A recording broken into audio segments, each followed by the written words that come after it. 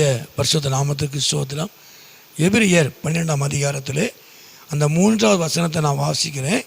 அதாவது, உங்கள் ஆத்துமாக்களில் சோர்ந்து போகாத படிக்கு தமக்கு விரோதமாய் பாவிகளால் செய்யப்பட்ட இவ்விதமான விபரீதங்களை சகித்து அவரை நினைத்து கொள்ளுங்க.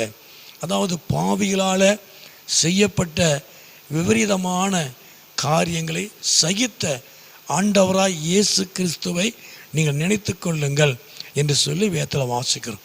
அப்போ ஆண்டவராய் இயேசு கிறிஸ்து அந்த முந்தின வசனத்தில் வாசிக்கிறோம். அவர் அவமானத்தை அவர் எண்ணாமல் அவர் சகித்தவராக, அவர் சிலுவையை அவர் சிலுவையை சகித்து என்று சொல்லி வேதத்தில் வாசிக்கிறோம். காரணம் என்ன? அவருக்கு முன்னே வைக்கப்பட்டதான அந்த சந்தோஷத்தின் நிமித்தமாக கர்த்தர் நாமத்துக்கு மகிமை உண்டாவதாக. ஆகவே இந்த நாட்களிலே நீங்களும் அவரை நினைத்து கொள்ளுங்கள். நீங்கள் உங்கள் ஆத்துமாக்களிலே நீங்கள் சோர்ந்து போகாதபடிக்கு அவரை நினைத்து கொள்ளுங்கள்.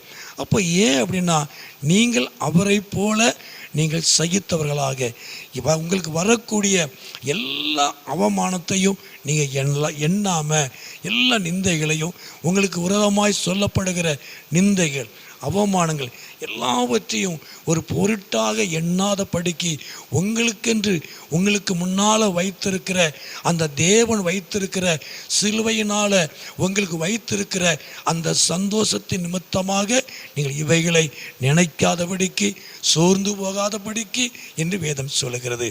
உண்மையாகவே இந்த நாட்களில் ஆண்டவர் தாமே உங்களுக்கு விரோதமாக அநேக காரியங்கள், அநேக நிந்தைகள், அநேக அவமானங்கள் உங்களுக்கு இருக்கலாம். ஆனால் அதை நினச்சி நீங்கள் சோர்ந்து போயிடாதங்க. ஆண்டவராக இயேசுவை நீங்கள் நோக்கி பாருங்கள். அவர் சகித்து கொண்டது போல நீங்களும் சகித்து கொள்ளுங்க. எப்படி என்று சொன்னால், உங்களுக்கு முன்னால் ஆண்டவராக இயேசு கிறிஸ்து நல்ல ஒரு ஆசீர்வாதத்தை கர்த்தர் வைத்திருக்கிறார். ஒரு மேன்மையான ஒரு பொக்கிஷத்தை கர்த்தர் வைத்திருக்கிறார். கர்த்தர் நாமத்துக்கு மகிமை உண்டாவதாக. நீங்கள் அதை நினைத்து எல்லாவற்றையும் சகித்து கொள்ளுங்க. உங்கள் வாழ்க்கையில் நீங்கள் சோர்ந்து போயிடாதீங்க. நிச்சயமாகவே உங்களுக்குன்னு வைத்திருக்கிற, உங்களுக்கு முன்னால் வைத்திருக்கிற அந்த ஆசீர்வாதத்தை, அந்த பொக்கிஷத்தை அவர் உங்களுக்கு தந்து அவர் உங்களை மேன்மைப்படுத்துவார். அவர் உங்களை ஆசீர்வதித்து அவர் நாமத்தை அவர் மகிமைப்படுத்துவார். ஜெபம் பண்ணுவோமா? எங்கள் அதிகமாய் நேசிக்கிற நல்ல பிதாவே, ஆண்டவரே, இந்த சத்தத்தை கேட்டுக்கொண்டிருக்கிற ஒவ்வொரு பிள்ளைகளையும் குடும்பங்களையும் கர்த்தர் ஆசீர்வதியும். எந்த விதத்திலையும் ஆண்டவரை சோர்ந்து போகாதபடிக்கு உம்மை நோக்கி பார்க்க, எல்லாவற்றையும் சகித்துக்கொள்ள என் ஆண்டவர் உதவி செய்யும். உம்முடைய பிள்ளைகளுக்காக ஆண்டவரே, பிள்ளைகளுக்கு முன்பாக நீர் வைத்திருக்கிற சந்தோஷத்துக்காக, சமாதானத்துக்காக ஸ்தோத்திரம். நீர் அவைகளை கொடுக்கிறதுக்காக ஸ்தோத்திரம். நீர் மகிமைப்படும், ஆசீர்வதியும்.